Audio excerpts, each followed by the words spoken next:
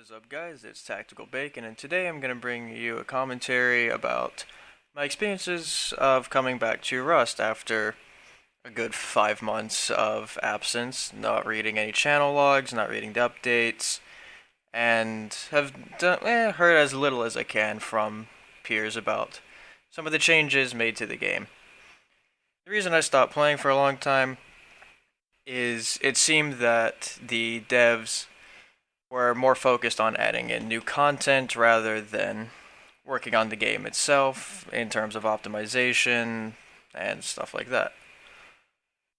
What I've learned and heard from many people is that now they're following more to the original timeline for the game. And this has been noticed with the addition of the new monument, the rocket pad if I'm correct, which is supposed to have very, very good loot, as well as will soon be guarded by a Bradley APC, which I think will make a much interesting and needed defense to them rather than just having to worry solely about other players trying to grab what's in there. So another one of the big things I've noticed is the audio has been completely revamped on many things, such as objects connecting with the environment. An example of hatchet and pickaxe with trees and nodes, they have now a much more metallic and natural sound to them. When harvesting nodes, you can hear a very distinctive tinging sound, and it actually sounds like the rock's crumbling away as you're breaking at it. Same with trees, it sounds like it's actually breaking a little bit more. Another thing I did notice, which I'm a little happy about, is the way they've decided to redo animals.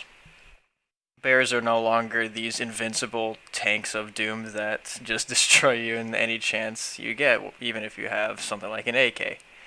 Now they can be taken down in a couple of shots from like an MP5. I think they could use a little bit of a health booster, but besides that, I can't really complain.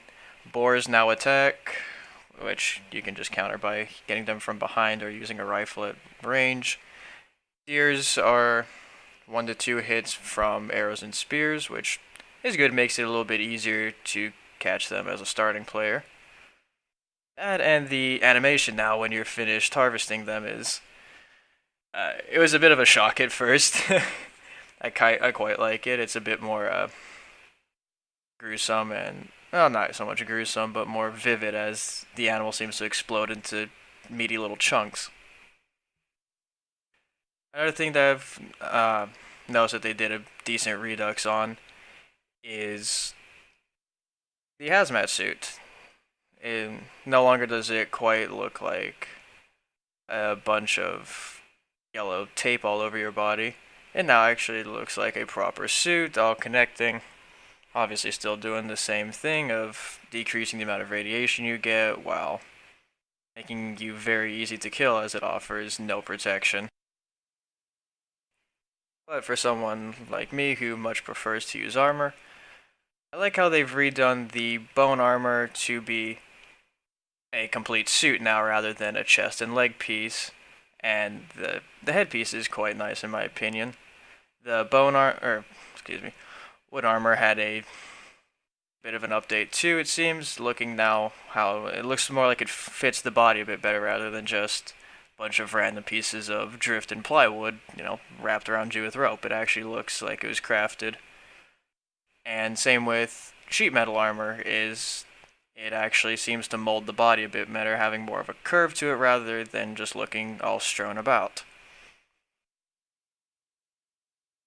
Another very distinctive thing, for me at least, is it looks like the fires were redone, as they now seem to have a much more natural and high quality look to them, if anything.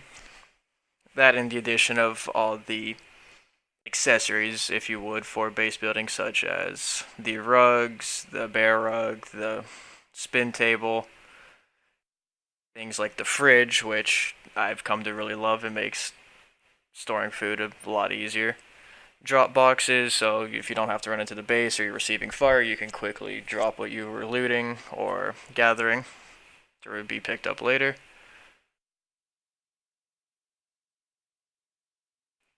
And again, in terms of audio and weapons, I must say I really love the audio of the pump action shotgun. It now actually it sounds beefy and just it sounds like it hits very hard now rather than having a very soft and metallic sound.